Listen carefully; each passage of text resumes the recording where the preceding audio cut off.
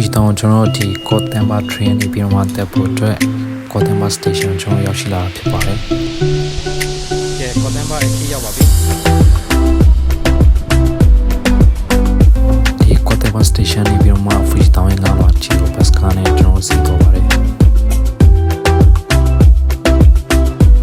ဒါတော့ Fish Town ရဲ့ Kotemba trail ငါးပါးပါ။တောင်မတက်ခင် Kotemba trail ရဲ့ကေးပါတပုံနဲ့ဗီဒီယိုမှာတရားရိုက်ပါတယ်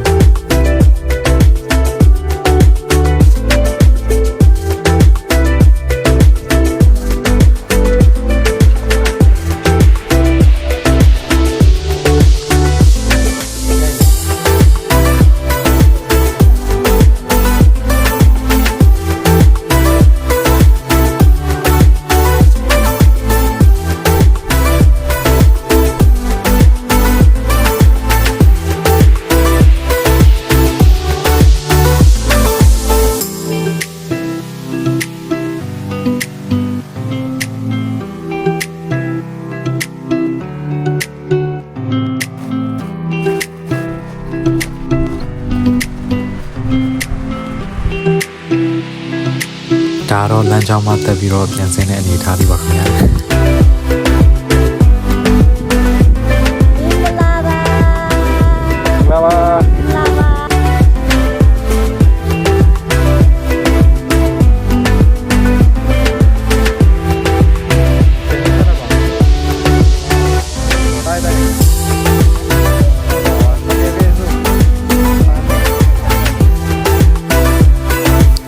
Music station ကနေစပြီးမှပုံပိုင်း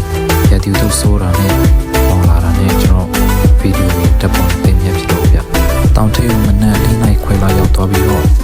ဒါတော့ sunrise ကြည့်ဖို့သွားနေရဖြစ်ပါတယ်။